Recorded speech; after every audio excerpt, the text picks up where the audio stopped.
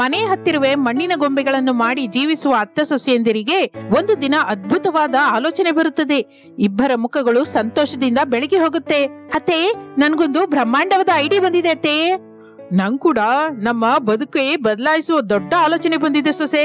ಅತ್ತೆ, ಮೊದ್ಲು ನನಗ್ ಬಂದ ಐಡಿಯಾ ಹೇಳ್ತೀನಿ. ಇಲ್ಲ ಸೊಸೆ, ವಯಸ್ಸಲ್ಲಿ ದೊಡ್ಡವಳು ನಾನೇ ಅಲ್ವಾ, ಆದ್ರಿಂದ ನಾನೇ ಮೊದ್ಲು ಹೇಳ್ತೀನಿ.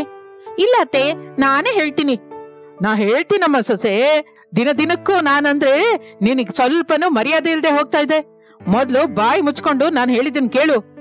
ಶಾರದಾ ಅನಾಮಿಕಾ ಇಬ್ಬರು ವಾದಿಸುತ್ತಾ ಇರುವಾಗ ಎತ್ತಿನ ಗಾಡಿಯಲ್ಲಿ ಮಣ್ಣನ್ನು ತೆಗೆದುಕೊಂಡು ತಂದೆ ಮಗ ಪ್ರಸಾದ್ ರಮೇಶರು ಮನೆಗೆ ಬರುತ್ತಾರೆ. ನಾನಂದ್ರೆ ನಾನು ಅಂತ ವಾದಿಸ್ತಾ ಇರುವ ಅತ್ತೆ ಸೊಸೆಯರನ್ನು ನೋಡುತ್ತಾರೆ. ಏನ್ ಅತ್ತೆ ಸೊಸೆಯರಪ್ಪ ಇವರು, ಯಾವಾಗ ನೋಡಿದ್ರು ಏನೋ ಒಂದು ವಿಷಯದಲ್ಲಿ ಜಗಳವಾಡ್ತಾನೆ ಇರ್ತಾರೆ. ಏನಾದ್ರೂ ಇದ್ರೆ ಮಾತಾಡ್ಕೊಳ್ಳಿ ಅಂತ ಎಷ್ಟು ಹೇಳಿದ್ರು ಕೇಳಿಸ್ಕೊಳ್ಳೋದಿಲ್ಲ. ಆದ್ರೂ ನಮ್ಗಿದೇನು ಹೊಸದಲ್ವಲ್ಲಪ್ಪ. ಅವ್ರ ಜಗಳ ಅವ್ರದ್ದು, ನಮ್ ಕೆಲ್ಸ ನಮ್ದು. ಈ ಮಣ್ಣನ್ನ ಎಲ್ಲಿ ಹಾಕೋಣ? ಈಗ್ಲೇ ಬೇಡಪ್ಪ, ಗಾಡಿನಲ್ಲಿ ಇರ್ಲಿ ಬಿಡು. ಅತ್ತೆ ಸೊಸೆಯರು ಅಗತ್ಯವಿದ್ದಾಗ ಅಂತ ಹೇಳಿದಾಗ ಇಡೋಣ. ಅನಾಮಿಕಾ, ನನ್ಗೆ ಅನ್ನ ಹಾಕಿದ ಮೇಲೆ ನೀವು ಮತ್ತೆ ಜಗಳವಾಡ್ಕೊಳ್ಳಿ. ಬರ್ತಾ ಇದ್ದೀನಿ ರೀ, ನೀವು ಕೈಕಾಲು ತೊಳ್ಕೊಂಡ್ ಬನ್ನಿ. ರಮೇಶ್ ಪ್ರಸಾದರು ಮನೆಯೊಳಗೆ ಹೋಗುತ್ತಾರೆ. ಅತ್ತೆ, ನಾನು ಹೋಗಿ ಊಟ ಕೊಟ್ಟು ಬರ್ತೀನಿ. ಸೊಸೆ, ಈಗ ವಿನಾಯಕ ಚೌತಿ ಬರ್ತಾ ಇದೆಯಲ್ಲ, ನಾವು ಮಣ್ಣಿನಿಂದ ವಿನಾಯಕನನ್ನು ತಯಾರು ಮಾಡಿ ಮಾರಿದ್ರೆ ಚೆನ್ನಾಗಿರುತ್ತಲ್ವಾ? ನನಗೆ ಆಲೋಚನೆ ಬಂತು. ತುಂಬಾ ಚೆನ್ನಾಗಿದೆ ಅತ್ತೆ ನಿಮಗ್ ಬಂದ ಆಲೋಚನೆ. ಸರಿ, ಹಾಗೆ ಮಾಡೋಣ. ಇಷ್ಟಕ್ಕೂ ನಿನಗ್ ಬಂದ ಐಡಿಯಾ ಏನೋ ಹೇಳು. ವಿನಾಯಕನು ಇಡುವ ಕೆಲವು ಕಾಲೋನಿಯ ದೊಡ್ಡವರು ಇರ್ತಾರಲ್ಲ ಅತ್ತೆ, ಅವ್ರ ಹತ್ರಕ್ಕೆ ಹೋಗಿ ನಾವು ಮಣ್ಣಿನ ಗಣೇಶನನ್ನು ತಯಾರು ಮಾಡ್ತೀವಿ ಅಂತ ಹೇಳಿ ಅವರಿಗೆ ಹೇಗೆ ಬೇಕೋ ತಿಳ್ಕೊಂಡು ಹಾಗೆ ತಯಾರು ಮಾಡೋಣ ಅನ್ನೋ ಐಡಿಯಾ ಬಂದಿದೆ ಅತ್ತೆ. ಎರಡು ಚೆನ್ನಾಗಿ ಇದೆಯಲ್ಲ. ರಮೇಶ್ ಪ್ರಸಾದರು ಮನೆಯೊಳಗೆ ತಿನ್ನೋದಕ್ಕೆ ಕುತ್ಕೊಂಡಿರ್ತಾರೆ. ಅನಾಮಿಕಾ, ಅನ್ನ ಹಾಕೋದಕ್ಕೆ ಬರ್ತೀಯಾ, ಇಲ್ಲ ನಾವೇ ಹಾಕೊಂಡು ತಿನ್ನೋದಾ? ಬರ್ತಾ ಇದ್ದೀನಿ ರೀ. ಅನಾಮಿಕಾ ಮನೆಯೊಳಗೆ ಹೋಗುತ್ತಾಳೆ. ತಂದೆ ಮಗರಿಗೆ ಊಟ ಬಿಡುತ್ತಾಳೆ. ಇಬ್ಬರು ತಿಂತಾ ಇರ್ತಾರೆ. ಹಾಗೆ ಸಮಯ ಕಳೆಯುತ್ತಾ ಇರುತ್ತದೆ. ಆ ದಿನ ಸಾಯಂಕಾಲ ಮೊಮ್ಮಗ ಹರೀಶ್ ತನ್ನ ಕ್ಲಾಸ್ ಟೀಚರ್ ಅಂಜಲಿಯನ್ನು ಕರೆದುಕೊಂಡು ಬರುತ್ತಾನೆ. ಅತ್ತೆ ಸೊಸೆಯರು ಶಾರದಾ ಅನಾಮಿಕರು ಮನೆಗೆ ಬಂದ ಅಂಜಲಿ ಟೀಚರ್ ಅನ್ನು ಗುರುತು ಹಿಡಿದು ಒಂದು ಕುರ್ಚಿ ಹಾಕುತ್ತಾರೆ. ಅಂಜಲಿ ಒಂದು ಕ್ಲಾಸ್ ಟೀಚರ್ ಅಷ್ಟೇ ಅಲ್ಲ, ಟೌನ್ ನಲ್ಲಿ ಒಂದು ಕಾಲೋನಿಯಲ್ಲಿ ಪ್ರೆಸಿಡೆಂಟ್ ಕೂಡ. ತಾವೇನಕ್ಕೆ ಬಂದ್ರಿ ಮೇಡಮ್? ವಿಷಯ ತಿಳಿಸಿದ್ರೆ ನಾವೇ ಬರ್ತಾ ಇದ್ವಲ್ಲ. ಅಗತ್ಯ ನಂದು ಆಗಿದ್ರಿಂದ ನಾನ್ ಬರದೆ ಕರೆಕ್ಟ್ ಶಾರದವ್ರೆ. ಮೇಡಮ್, ನನ್ನನ್ನ ಅವರು ಇವರು ಅಂತ ಕರಿಬೇಡಿ, ಶಾರದಾ ಅಂತಾನೆ ಕರೀರಿ. ಹಾಗೆ ಕರೆದ್ರೆ ನಮ್ಮಿಬ್ಬರಿಗೂ ಒಳ್ಳೇದು ಮೇಡಮ್. ಈ ಮರ್ಯಾದೆ ನಿಮ್ಮ ವಯಸ್ಸಿಗೆ ಕೊಡ್ತಾ ಇದ್ದೀನಿ ಶಾರದವ್ರೆ. ಅಜ್ಜಿ, ನಮ್ಮ ಕ್ಲಾಸ್ ಟೀಚರು ನಿನ್ ಜೊತೆ ಮುಖ್ಯವಾದ ವಿಷಯ ಮಾತಾಡ್ಬೇಕು ಅಂತ ಹೇಳಿದ್ರೆ ನಮ್ಮ ಮನೆಗೆ ಕರ್ಕೊಂಡ್ ಬಂದೆ. ಹೇಳಿ ಮೇಡಮ್ ಅವ್ರೆ, ಏನು ಆ ಮುಖ್ಯವಾದ ವಿಷಯ? ಮಣ್ಣಿನ ಗೊಂಬೆಗಳನ್ನು ಮಾಡುವ ನೀವು ಅದೇ ಮಣ್ಣಿನಿಂದ 100 ಗಣೇಶನ ವಿಗ್ರಹ ಮಾಡಿ ಕೊಡಿ. ನಾವು ಗಣೇಶನ ಹಬ್ಬದ ದಿನ ಅದನ್ನ ಹಂಚುತ್ತೀವಿ. ಆ ಮಾತನ್ನು ಕೇಳಿ ಅತ್ತೆ ಸೊಸೆಯರಿಬ್ಬರು ಸಂತೋಷ ಪಡುತ್ತಾರೆ. ಅಂಜಲಿ ಸ್ವಲ್ಪ ದುಡ್ಡು ತೆಗೆದು ಅವರಿಗೆ ಕೊಟ್ಟು ಹೊರಟು ಹೋಗುತ್ತಾಳೆ. ಅತ್ತೆ ಸೊಸೆಯರು ತಡ ಮಾಡದೆ ಮಣ್ಣಿನ ವಿನಾಯಕನನ್ನು ತಯಾರು ಮಾಡೋದಕ್ಕೆ ಶುರು ಮಾಡುತ್ತಾರೆ. ಹಾಗೆ ಒಂದು ವಾರದಲ್ಲಿ ಅತ್ತೆ ಸೊಸೆಯರಿಬ್ಬರು 100 ಮಣ್ಣಿನ ವಿನಾಯಕನನ್ನು ತಯಾರು ಮಾಡುತ್ತಾರೆ. ಅಂಜಲಿ ಮೇಡಮ್ಗೆ ವಿಷಯ ತಿಳಿಸುತ್ತಾರೆ. ಒಂದು ಟ್ರಕ್ ತೆಗೆದುಕೊಂಡು ಅಂಜಲಿ ಶಾರದಾ ಅವರ ಮನೆಗೆ ಬರ್ತಾಳೆ. ಮಣ್ಣಿನಿಂದ ಅಂದವಾಗಿ ತಯಾರಾದ ವಿನಾಯಕನನ್ನು ನೋಡಿ ಅಂಜಲಿ ಎಷ್ಟೋ ಸಂತೋಷ ಪಡುತ್ತಾಳೆ. ವಾರೆ ವಾ ಅತ್ತೆ ಸೊಸೆಯರೇ, ಮಣ್ಣಿನ ವಿನಾಯಕನನ್ನು ಬಹಳ ಮುದ್ದಾಗಿ ತಯಾರು ಮಾಡಿದ್ದೀರಾ. ಜೀವ ಕಳೆಯಿಂದ ತುಂಬುತ್ತಾ ಇದೆ. ಮಿಕ್ಕ ದುಡ್ಡನ್ನು ತಗೊಳ್ಳಿ. ಅತ್ತೆ ಸೊಸೆಯರು ಆ ದುಡ್ಡನ್ನು ತೆಗೆದುಕೊಂಡು ಮಣ್ಣಿನ ವಿನಾಯಕನನ್ನು ಟ್ರಕ್ ಅಲ್ಲಿ ಇಡ್ತಾರೆ. ನಿಮಗೆ ಗೊತ್ತಲ್ವಾ, ನಾವು ಕಾಲೋನಿಯ ದೊಡ್ಡವರ ಕಡೆಯಿಂದ ಒಂದು ದೊಡ್ಡ ಮಣ್ಣಿನ ವಿಗ್ರಹವನ್ನು ಇಟ್ಟು ಭಾರಿ ಖರ್ಚು ಮಾಡಿ ಗಣೇಶ ಉತ್ಸವವನ್ನು ಮಾಡ್ತೀವಿ ಅಂತ. ಹೌದು ಮೇಡಮ್. ಅನಾಮಿಕಾ, ಈ ಸಲ ಮಣ್ಣಿನ ವಿನಾಯಕನನ್ನು ಇಟ್ಟು ಪರಿಸರದ ಸಂರಕ್ಷಣೆಗಾಗಿ ಹೊಣೆ ಹೊತ್ಕೋಬೇಕು ಅಂದ್ಕೊಂಡಿದೀವಿ. ಅದಕ್ಕೆ ನೀವು ಅಂದವಾದ ಸುಂದರವಾದ ವಿನಾಯಕನನ್ನು ತಯಾರು ಮಾಡಬೇಕು. ನಿಮ್ಮಿಂದ ಆಗುತ್ತಾ ಇಲ್ವಾ? ತುಂಬಾ ಆಲೋಚಿಸ್ಕೊಂಡು ಹೇಳಿ. ಆಗುತ್ತೆ ಮೇಡಮ್. ಇನ್ನು ತಡ ಮಾಡದೆ ದೊಡ್ಡ ಮಣ್ಣಿನ ವಿನಾಯಕನನ್ನು ತಯಾರು ಮಾಡುವ ಕೆಲಸದಲ್ಲಿ ಶುರು ಮಾಡಿ. ಹಾಗೆ ಮೇಡಮ್. ಅಂಜಲಿ ಜೊತೆ ದುಡ್ಡಿನ ವಿಷಯ ಮಾತನಾಡಿಕೊಳ್ಳುತ್ತಾರೆ. ಅಂಜಲಿ ಟ್ರಕ್ ನಲ್ಲಿ 100 ಮಣ್ಣಿನ ವಿನಾಯಕನನ್ನು ತೆಗೆದುಕೊಂಡು ಅಲ್ಲಿಂದ ಹೊರಟು ಹೋಗುತ್ತಾಳೆ. ಇನ್ನು ಅತ್ತೆ ಸೊಸೆಯರು ದೊಡ್ಡ ಮಣ್ಣಿನ ವಿನಾಯಕನನ್ನು ತಯಾರು ಮಾಡ್ತಾ ಇರ್ತಾರೆ. ಪ್ರಸಾದ್ ರಮೇಶರು ಅವರಿಗೆ ಕೈಲಾದ ಸಹಾಯ ಮಾಡ್ತಾ ಇರ್ತಾರೆ. ಅತ್ತೆ, ನಮ್ಮ ಅದೃಷ್ಟ ಈ ವಿನಾಯಕನಿಂದ ಶುರುವಾಗತ್ತೆ. ಹೌದು ಸೊಸೆ, ನಾವು ಈ ಮಣ್ಣಿನಿಂದ ಅಂಜಲಿ ಮೇಡಮ್ ಹೇಳಿದ ಹಾಗೆಯೇ ವಿನಾಯಕನನ್ನು ತಯಾರು ಮಾಡಲಿಕ್ಕಾದ್ರೆ ನಮಗೆ ಅದೃಷ್ಟ ವರಿಸುತ್ತೆ ಸೊಸೆ. ನೀವು ಅತ್ತೆ ಸೊಸೆಯರು ಏನ್ ಮಾತಾಡ್ತಾ ಇದ್ರು ನಮ್ಗೆ ಅರ್ಥವಾಗ್ತಿಲ್ಲ. ಈ ಮಣ್ಣಿನ ವಿನಾಯಕನು ನಾವು ಚೆನ್ನಾಗಿ ಅಂದವಾಗಿ ಮಾಡಿದ್ರೆ ಅಂಜಲಿ ಮೇಡಮ್ಮೇ ತನಗೆ ತಿಳಿದವರಿಗೆ ನಮ್ಮ ಬಗ್ಗೆ ಹೇಳ್ತಾರೆ. ಆಗ ನಮ್ಮ ಹತ್ರಕ್ಕೆ ನಮಗ್ ಕೂಡ ಮಣ್ಣಿನ ವಿನಾಯಕ ಬೇಕು ಅಂತ ತುಂಬಾ ಜನ ಬರ್ತಾರಲ್ವಾ, ದುಡ್ಡು ಕೂಡ ಬರುತ್ತೆ ರೀ. ಹಾಗೆ ನಮಗೆ ಅದೃಷ್ಟ ಬರುತ್ತೆ ಅಂತ ನಾವಿಬ್ಬರು ಮಾತಾಡ್ಕೊತಾ ಇದೀವಿ. ಹೌದು ಸೊಸೆ, ನಮಗೆ ಅದೃಷ್ಟ ಬರಬೇಕೋ ದುರದೃಷ್ಟ ಬೇಕೋ ಅನ್ನೋದು ಈಗ ನೀವು ಅತ್ತೆ ಸೊಸೆಯೊಬ್ಬರ ಕೈಯಲ್ಲೇ ಇದೆ. ಮಾವಯ್ಯ, ನೀವು ಅವರು ಹೀಗೆ ನಮಗೆ ಸಹಾಯ ಮಾಡ್ತಾ ಇದ್ರೆ ನಮಗೆ ಅದೃಷ್ಟ ಬರೋ ಹಾಗೆ ನಾವು ಖಚಿತವಾಗಿ ಕೆಲಸ ಮಾಡ್ತೀವಿ. ಆಗ ನಾವು ವಿನಾಯಕನ ಹಬ್ಬವನ್ನು ಅದ್ಧೂರಿಯಾಗಿ ಮನೆಯಲ್ಲೇ ಮಾಡಬಹುದು. ಹಾಗೆ ಎಲ್ಲರೂ ಮಾತನಾಡಿಕೊಳ್ಳುತ್ತಾ ವಿನಾಯಕನನ್ನು ತಯಾರು ಮಾಡ್ತಾ ಇರ್ತಾರೆ. ದಿನ ಕಳೆಯುತ್ತಾ ಇರುತ್ತದೆ. ಎಲ್ಲರೂ ಅಂದವಾದ ಮಣ್ಣಿನ ವಿನಾಯಕನನ್ನು ತಯಾರು ಮಾಡುತ್ತಾರೆ. ಅತ್ತೆ, ಒಂದು ಫೋಟೋ ತೆಗೆದು ಅಂಜಲಿ ಮೇಡಮ್ಗೆ ಕಳ್ಸೋಣ, ಮೇಡಮ್ ಕೂಡ ನೋಡ್ಕೋತಾರಲ್ವಾ. ಸರಿ ಸೊಸೆ, ನಾವು ಮಾಡಿದ ಮಣ್ಣಿನ ವಿನಾಯಕನನ್ನ ಫೋಟೋ ತೆಗಿ. ಅನಾಮಿಕಾ ಫೋನ್ ತೆಗೆದುಕೊಂಡು ಫೋಟೋ ತೆಗೆಯುತ್ತಾಳೆ. ಸೊಸೆ, ಈಗ ಧೂಳು ಕಸ ಬೀಳದ ಹಾಗೆ ಕವರ್ ಮುಚ್ಚು. ಹಾಗೆ ಮೇಡಮ್, ಅಂಜಲಿ ಮೇಡಮ್ ಅವರಿಗೆ ಯಾವಾಗ ಫೋನ್ ಮಾಡಿ ಬರೋಣ ಅಂತ್ಯ? ನಾಳೆ ಬಾ ಅಂತ ಹೇಳೋಣ. ಸರಿ ಅತ್ತೆ. ಅನಾಮಿಕಾ ಶಾರದಂಗೆ ಫೋನ್ ಕೊಡುತ್ತಾಳೆ. ಹಲೋ ಮೇಡಮ್, ಶಾರದಾ ಅವರೇ, ನೀವು ಮಾಡಿದಾಗಲೇ ನಮಗೆ ವಿಷಯವೆಲ್ಲ ಅರ್ಥವಾಯ್ತು. ನಾನಂತೂ ಈಗ ಬರಲಾರೆ, ನನಗೊಂದು ಫೋಟೋ ಕಳಿಸಿ, ನಾನು ಫೋನಲ್ಲೇ ನೋಡ್ಕೋತೀನಿ. ಹಾಗೆ ಮೇಡಮ್ ಅವರೇ. ಅನಾಮಿಕಂಗೆ ಫೋನ್ ಕೊಡುತ್ತಾಳೆ ಶಾರದಾ. ಅನಾಮಿಕಾ ಅಂಜಲಿಗೆ ಫೋಟೋ ಕಳಿಸುತ್ತಾಳೆ. ಅಂಜಲಿ ಆ ಫೋಟೋವನ್ನು ನೋಡಿ ಎಷ್ಟೋ ಸಂತೋಷ ಪಡುತ್ತಾಳೆ. ಶಾರದಾ ಅವರೇ, ಮಣ್ಣಿನ ವಿನಾಯಕನನ್ನು ನೋಡಿದ ಮೇಲೆ ನನಗೆ ನಿಜಕ್ಕೂ ಮಾತೇ ಬರ್ತಾ ಇಲ್ಲ ಅಂದ್ಕೊಳ್ಳಿ. ತುಂಬಾ ಚೆನ್ನಾಗಿ ಮಾಡಿದ್ದೀರಾ. 2 ದಿನದಲ್ಲಿ ಬಂದು ನಾನು ತಗೋತೀನಿ. ಅಲ್ಲಿವರೆಗೂ ನಮ್ಮ ಹತ್ರ ಬಹಳ ಭದ್ರವಾಗಿ ಇಟ್ಕೋತೀವಿ ಮೇಡಮ್. ಇನ್ನು ಶಾರದಾ ಫೋನ್ ಇಡುತ್ತಾಳೆ. ಆ ದಿನ ರಾತ್ರಿ ಅತ್ತೆ ಸೊಸೆಯರು ಹೊಟ್ಟೆ ತುಂಬ ತಿಂದುಕೊಂಡು ಕಣ್ಣಿನ ತುಂಬಾ ನಿದ್ರೆ ಮಾಡುತ್ತಾರೆ. ಮಾರನೇ ದಿನ ಅತ್ತೆ ಸೊಸೆಯರ ಫೋನ್ ನಾನ್ ಸ್ಟಾಪ್ ಆಗಿ ಮೊಳಗುತ್ತಾನೆ ಇರುತ್ತೆ. ನಮಗೂ ಮಣ್ಣಿನ ವಿನಾಯಕ ಬೇಕು ಎಂದು ಅಂಜಲಿಯವರಿಗೆ ಮಾಡಿದಷ್ಟೇ ಅಂದವಾಗಿ ನಮಗೆ ಕೂಡ ಮಾಡಿಕೊಡಿ ಅಂತ ಎಲ್ಲರೂ ಕೇಳಲಿಕ್ಕೆ ಶುರು ಮಾಡುತ್ತಾರೆ. ಅತ್ತೆ ಸೊಸೆಯರು ಫೋನ್ ಕಾಲ್ಸ್ ಮಾತಾಡ್ತಾನೆ ಇರ್ತಾರೆ. ತಂದೆ ಮಗ ಆ ಫೋನ್ ಕಾಲ್ಸ್ ಕೇಳಿ ಎಷ್ಟೋ ಸಂತೋಷ ಪಡುತ್ತಾರೆ. ಹಾಗೆ ಅತ್ತೆ ಸೊಸೆಯರು ಆ ದಿನವೆಲ್ಲವೂ ಫೋನಿನಲ್ಲಿ ಮಾತನಾಡೋದೇ ಸರಿ ಹೋಗುತ್ತೆ. ಆ ದಿನ ರಾತ್ರಿ ಅನ್ನ ತಿಂದ ಮೇಲೆ ಬಂದ ಫೋನ್ ಕಾಲ್ಸ್ ಬಗ್ಗೆ ಅತ್ತೆ ಸೊಸೆಯರಿಬ್ಬರು ಮಾತನಾಡಿಕೊಳ್ತಾ ಇರ್ತಾರೆ. ಅತಿ, ಈ ದಿನ ನಮಗೆ ಬಂದ ಫೋನ್ ಕಾಲ್ಸ್ ವಿಷಯನೇ ಅಲ್ವಾ? ನಿಜಾನೇ ಸೊಸೆ, ನಾಳೆಯಿಂದ ನಮಗೆ ಕೈ ತುಂಬಾ ಕೆಲಸವಿರುತ್ತೆ. ರಾತ್ರಿ ಹಗಲು ಕಷ್ಟಪಡಬೇಕು ಎಂದು ಅತ್ತೆ ಸೊಸೆಯರು ಪ್ರಶಾಂತವಾಗಿ ಮಲಗುತ್ತಾರೆ. ಒಂದು ಅರ್ಧ ರಾತ್ರಿಯ ವೇಳೆ ವಾತಾವರಣ ಪೂರ್ತಿಯಾಗಿ ಬದಲಾಗಿ ಹೋಗುತ್ತೆ. ಸಣ್ಣದಾಗಿ ಶುರುವಾದ ಮಳೆ ಸಮಯ ಕಳೆಯುತ್ತಿದ್ದ ಹಾಗೆ ಮಿಂಚು ಗುಡುಗುಗಳಿಂದ ಭಾರಿಯಾಗಿ ಸುರಿಯುತ್ತಾ ಇರುತ್ತದೆ. ಭಯಂಕರವಾದ ಗಾಳಿ ಬೀಸ್ತಾ ಇರುತ್ತೆ. ಆ ಗಾಳಿಗೆ ಮಣ್ಣಿನ ವಿನಾಯಕನ ಮೇಲೆ ಮುಚ್ಚಿದ ಕವರ್ ಎಗರಿ ಹೋಗುತ್ತೆ. ಮಳೆಗೆ ಮಣ್ಣಿನ ವಿನಾಯಕ ಒದ್ದೆಯಾಗಿ ಕರಗಿ ಹೋಗ್ತಾ ಇರ್ತಾನೆ. ಅನಾಮಿಕಾ ಎದ್ದು ಎಲ್ಲರನ್ನೂ ನಿದ್ರೆಯಿಂದ ಎಬ್ಬಿಸುತ್ತಾಳೆ. ಅತ್ತೆ ಸೊಸೆಯರು ಗಾಬರಿಯಾಗುತ್ತಾ ಮಳೆಯಲ್ಲಿ ನೆನೆಯುತ್ತಾ ಇರ್ತಾರೆ. ಎಷ್ಟೋ ಕಷ್ಟಪಟ್ಟು ತಯಾರು ಮಾಡಿದ ಮಣ್ಣಿನ ವಿನಾಯಕ ಅರ್ಧವರೆಗೂ ಕರಗಿ ಹೋಗಿರುತ್ತಾನೆ. ಅದನ್ನು ನೋಡಿ ಅತ್ತೆ ಸೊಸೆಯರು ಎಷ್ಟೋ ರೋಧಿಸುತ್ತಾರೆ. ವರುಣ ದೇವನನ್ನು ಬೈತಾರೆ. ತಂದೆ ಮಗ ಅವರನ್ನು ಸಮಾಧಾನಿಸ್ತಾ ಇರ್ತಾರೆ. ಆದರೆ ಅತ್ತೆ ಸೊಸೆಯರ ರೋದನ ವೇದನ ಅಷ್ಟಿಷ್ಟಲ್ಲ. ಬೆಳಗಾದ್ರೆ ಅಂಜಲಿ ಮೇಡಮ್ ಬರ್ತಾಳೆ, ಏನ್ ಮಾಡೋಣ ಸೊಸೆ? ನಂಗೇನೋ ಅರ್ಥವಾಗ್ತಿಲ್ಲ ಅತ್ತೆ. ಇಬ್ಬರು ದುಃಖ ಪಡುತ್ತಾ ಇರ್ತಾರೆ. ಬೆಳಗಾಗುತ್ತದೆ. ಅಂಜಲಿ ಕಾರಿನಲ್ಲಿ ಅವ್ರ ಹತ್ರಕ್ಕೆ ಬರ್ತಾಳೆ. ದಿಗಿಲಿನಿಂದಿರುವ ಅತ್ತೆ ಸೊಸೆಯರನ್ನು ನೋಡುತ್ತಾಳೆ. ಅಷ್ಟೇ ಅಲ್ಲದೆ ಪ್ರವಾಹಕ್ಕೆ ಕೊಚ್ಕೊಂಡು ಹೋದ ಮಣ್ಣಿನ ಜೊತೆ ತನಗಾಗಿ ತಯಾರು ಮಾಡಿದ ಮಣ್ಣಿನ ವಿನಾಯಕ ಕೂಡ ಕರಗಿ ಹೋಗಿದ್ದಾನೆ ಎಂದು ಅರ್ಥ ಮಾಡ್ಕೋತಾಳೆ. ಕೋಪ ಬರುತ್ತೆ. ಬಾಯಿಗೆ ಬಂದ ಮಾತನ್ನು ಅಂತಾಳೆ ಅಂಜಲಿ. ಏನ್ ಮಾಡ್ತಾರೋ ಹೇಗ್ ಮಾಡ್ತಾರೋ ನಂಗೆ ಗೊತ್ತಿಲ್ಲ. 2 ದಿನದಲ್ಲಿ ನನಗೆ ಫೋಟೋದಲ್ಲಿ ಹೇಗೆ ಕಳಿಸಿದ್ದಾರೋ ಅಂತಹ ಮಣ್ಣಿನ ವಿನಾಯಕನನ್ನ ತಯಾರು ಮಾಡ್ಕೊಡಿ. ಇಲ್ಲ ಅಂದ್ರೆ ಏನ್ ಮಾಡ್ತಿರೋ ನಂಗೆ ಗೊತ್ತಿಲ್ಲ. ಜಾಗ್ರತೆ. ವಾರ್ನಿಂಗ್ ಕೊಟ್ಟು ಬಂದ ಕಾರಿನಲ್ಲಿ ಆವೇಶದಿಂದ ಹೊರಟು ಹೋಗುತ್ತಾಳೆ. ಅತ್ತೆ ಸೊಸೆಯರಿಗೆ ಒಳಗೊಳಗೆ ಬಹಳ ದುಃಖವೆನಿಸುತ್ತಾ ಇರುತ್ತದೆ. ಆದರೆ ಆ ದುಃಖದಿಂದ ಹಾಗೆ ಕೂತಿದ್ರೆ ಅಂಜಲಿ ಮೇಡಮ್ಗೆ ಕೊಡಬೇಕಾದ ಮಣ್ಣಿನ ವಿನಾಯಕನನ್ನು ಕೊಡಲಾರೆವು ಎಂದು ಅರ್ಥ ಮಾಡ್ಕೋತಾರೆ ಅವರಿಬ್ರು. ಮನೆಯಲ್ಲಿಯೇ ಮಣ್ಣಿನ ವಿನಾಯಕನನ್ನು ತಯಾರು ಮಾಡಲಿಕ್ಕೆ ಶುರು ಮಾಡುತ್ತಾರೆ. 2 ದಿನಗಳು ರಾತ್ರಿ ಹಗಲು ಅನ್ನುವ ಭೇದವಿಲ್ಲದೆ ತಂದೆ ಮಗನ ಸಹಾಯದಿಂದ ಅತ್ತೆ ಸೊಸೆಯರು ಫೋಟೋದಲ್ಲಿ ಇದ್ದ ಹಾಗೆ ಅಂದವಾದ ಮಣ್ಣಿನ ವಿನಾಯಕನನ್ನು ತಯಾರು ಮಾಡುತ್ತಾರೆ. ಅಂಜಲಿ ಮತ್ತೆ ಬರುತ್ತಾಳೆ. ಮನೆಯಲ್ಲಿರುವ ವಿನಾಯಕನನ್ನು ನೋಡುತ್ತಾಳೆ. ಅವಳ ಮನಸ್ಸು ಸಂತೋಷ ಪಡುತ್ತದೆ.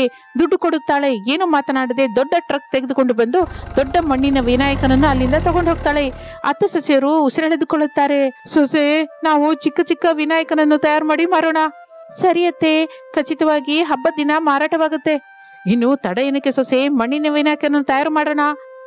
ಮನೆ ಹತ್ತಿರವೇ ಚಿಕ್ಕ ಚಿಕ್ಕ ಮಣ್ಣಿನ ವಿನಾಯಕನನ್ನು ತಯಾರು ಮಾಡಿ ಮಾರ್ತಾ ಇರ್ತಾರೆ.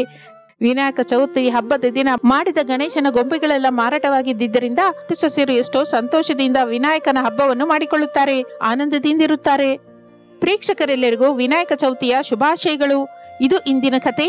ಮತ್ತೊಂದು ಆಸಕ್ತಿಕರವಾದ ಕತೆ ಜೊತೆ ಮತ್ತೆ ಸೇರೋಣ. ನಮಸ್ತೆ. ರಮೇಶ್ ರೋಡ್ ಪಕ್ಕದಲ್ಲಿ ಚಿಕ್ಕದಾದ ಮೆಕ್ಯಾನಿಕ್ ಶೆಡ್ ಅನ್ನು ಇಟ್ಕೊಂಡು ಕಾರುಗಳನ್ನ ರಿಪೇರಿ ಮಾಡ್ತಾ ಇರ್ತಾನೆ. ಅವನ ತಂದೆ ಪ್ರಸಾದ್ ಅವನಿಗೆ ಸಹಾಯವಾಗಿರ್ತಾನೆ.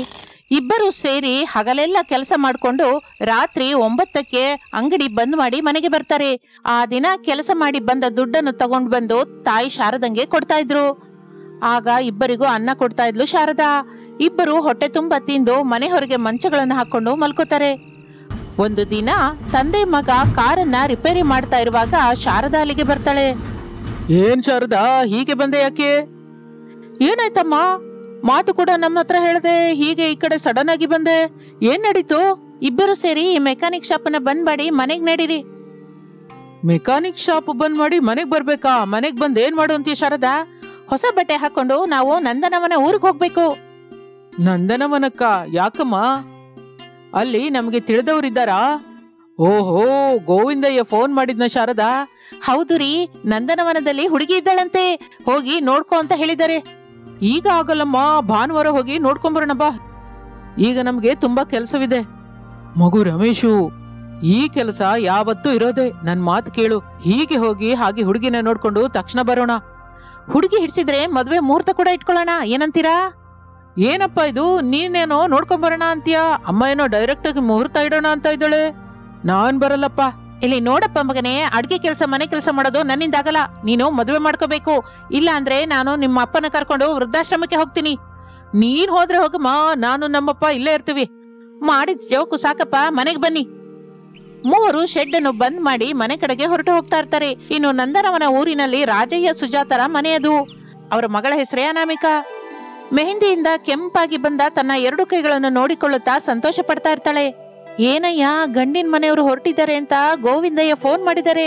ನಮ್ಮ ಮಗಳು ಮಾತ್ರ ತಯಾರಾಗಲ್ಲ ಅಂತ ಮೊಂಡಿಯಾಗಿ ಕೂತಿದ್ದಾಳೆ. ನನ್ ಮಗಳಲ್ವಾ, ನನ್ ಮಾತು ಕೇಳಮ್ಮ ತಾಯಿ. ಅಂದವಾಗಿ ಚಂದನದ ಗೊಂಬೆ ಆಗಿದ್ಯಾ ಅಲ್ವಪ್ಪ? ಇನ್ನು ನಾನು ತಯಾರಾಗೋದೇನಿದೆ ಹೇಳಿ? ಹೀಗೆ ಹುಡುಗನ ಮುಂದೆ ಕೂತ್ಕೋತೀನಿ. ಬಹಳ ಸಂತೋಷ ತಾಯಿ. ಎಲ್ಲ ಬಿಟ್ಟು ಕಟ್ಟ ಕಡೆಗೆ ಗಂಡನ್ ನೋಡೋಕೆ ಒಪ್ಕೊಂಡೆ, ಅದು ಸಾಕು. ಸುಜಾತ, ನೀನು ಮಿಕ್ಕ ಏರ್ಪಾಟು ನೋಡು. ಅಪ್ಪ, ನನ್ನ ನೋಡೋದಕ್ಕೆ ಬರ್ತಾ ಇರುವ ಹುಡುಗ ಎಷ್ಟು ಅಂದವಾಗಿದ್ರು ಸರಿ, ಅವನು ಮೆಕ್ಯಾನಿಕ್ ಆದ್ರೇನೆ ನಾನು ಮದುವೆ ಮಾಡ್ಕೋತೀನಿ, ಇಲ್ಲ ಅಂದ್ರೆ ಇಲ್ಲ. ನನಗ್ ಮಾತ್ರ ಒತ್ತಾಯ ಮಾಡ್ಬೇಡ ಅಪ್ಪ.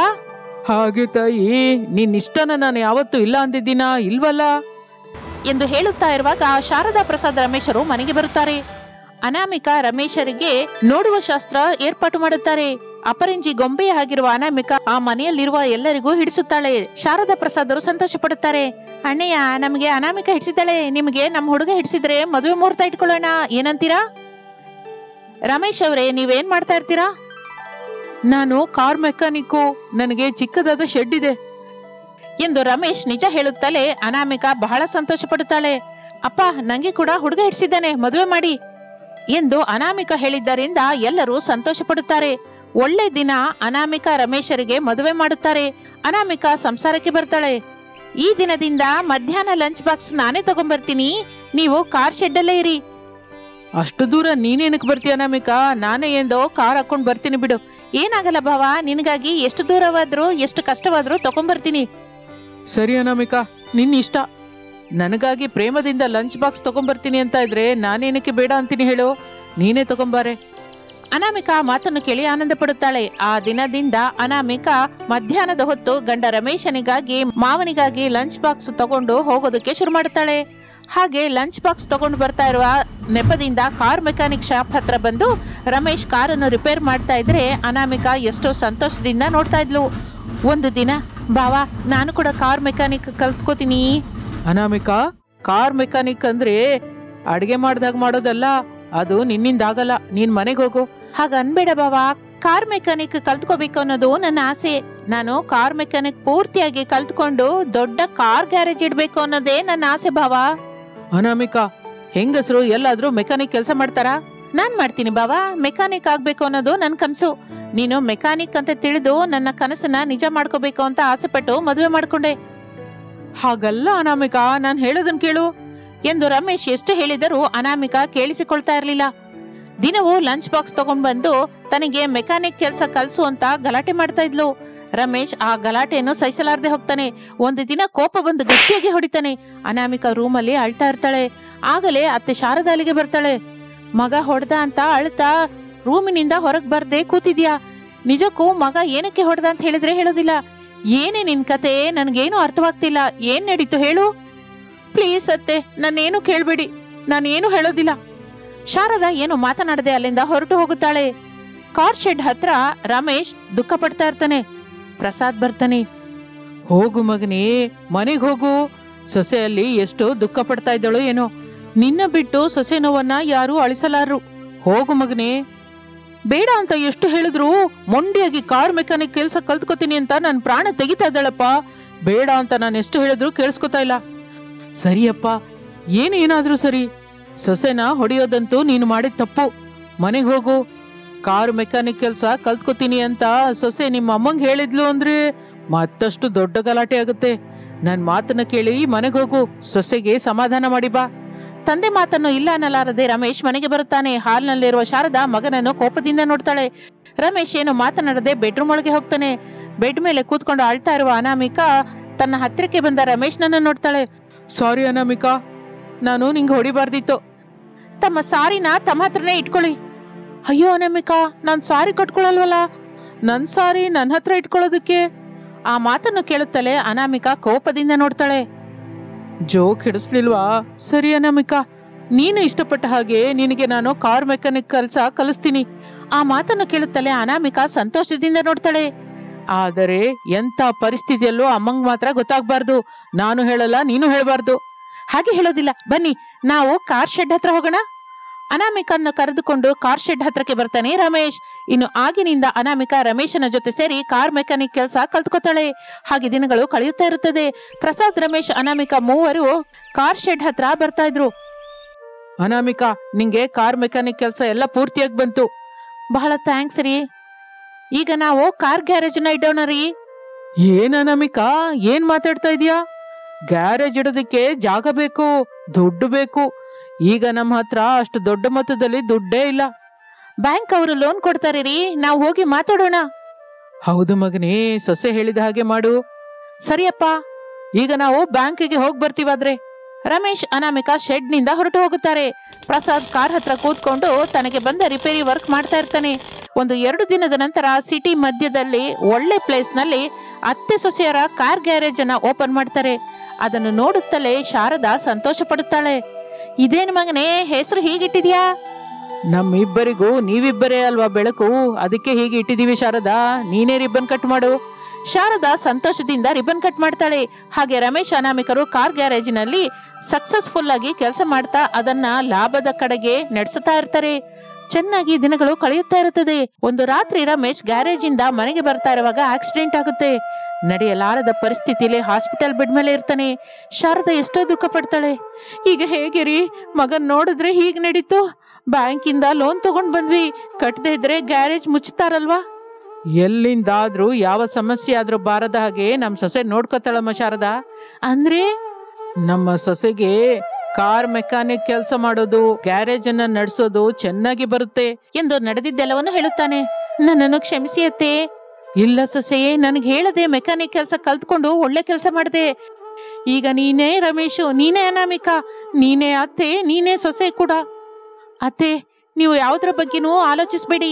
ಈ ಕಡೆ ಗಂಡನನ್ನ, ಆ ಕಡೆ ಗ್ಯಾರೇಜ್ನ ಎರಡನ್ನೂ ನನ್ನ 2 ಕಣ್ಣಿನ ಹಾಗೆ ನೋಡ್ಕೋತೀನಿ ಎಂದು ಅತ್ತೆಗೆ ಅನಾಮಿಕಾ ಧೈರ್ಯ ಹೇಳಿ ಆಗಿನಿಂದ ಹಾಸ್ಪಿಟಲ್ ಬೆಡ್ ಮೇಲಿರುವ ರಮೇಶ್ನನ್ನು, ಗ್ಯಾರೇಜ್ ಅನ್ನು ಜಾಗ್ರತೆಯಿಂದ ನೋಡ್ಕೊಳ್ತಾ ತನ್ನ ಸಂಸಾರವನ್ನು ಚೆನ್ನಾಗಿ ತಿದ್ದುತ್ತಾ ಹಾಗೆ ಮುಂದಕ್ಕೆ ಸಾಗಿ ಹೋಗ್ತಾ ಇರ್ತಾಳೆ ಅನಾಮಿಕಾ.